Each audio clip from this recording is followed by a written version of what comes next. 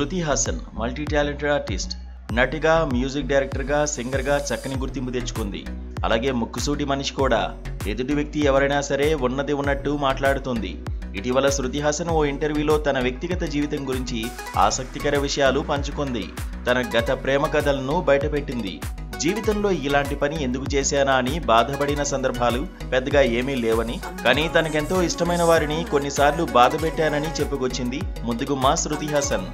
జీవితాంతం వారికి క్షమాపణలు చెబుతూనే ఉంటానంది. జీవితంలో ప్రతి ఒక్కరికి ఒక ఫెయిల్యూర్ లవ్ స్టోరీ ఉంటుందని, మాజీ భాగస్వామి వల్ల మనం ఎన్నో విషయాలు అర్థం చేసుకుంటామంది. ఇకపోతే తనకు కూడా అలాంటి బ్రేకప్ స్టోరీలు ఉన్నాయని, బ్రేకప్ అయ్యాక దాని గురించి ఎక్కువగా ఆలోచించకుండా ఉంటానంది. అంతేకాకుండా తన లవ్ స్టోరీలను ఉద్దేశించి చాలా మంది మాట్లాడుతుంటారని, ఇతడు ఎన్నో బాయ్ ఫ్రెండ్ అని అడుగుతుంటారని చెప్పుకొచ్చింది. వాళ్ళకు అర్థం కాని విషయం ఏంటంటే వారి దృష్టిలో అది కేవలం నంబర్ మాత్రమే, కానీ తనకు అలా కాదంది. తాను మనసారా కోరుకున్న ప్రేమను పొందడంలో ప్రతిసారి ఫెయిల్ అయినట్టుగా అర్థమని చెప్పుకొచ్చింది శృతి హాసన్.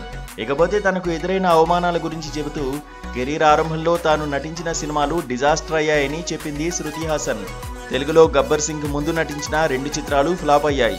దాంతో దురదృష్టవంతురాలననే ట్యాగ్ వేశారు. గబ్బర్ సింగ్ వల్ల తన కెరీర్ మారిపోయిందని చెప్పింది. గబ్బర్ సింగ్తో విజయాన్ని అందుకున్నానని, వరుస అవకాశాలు తలుపు తట్టాయంది అందాల భామ శృతి హాసన్.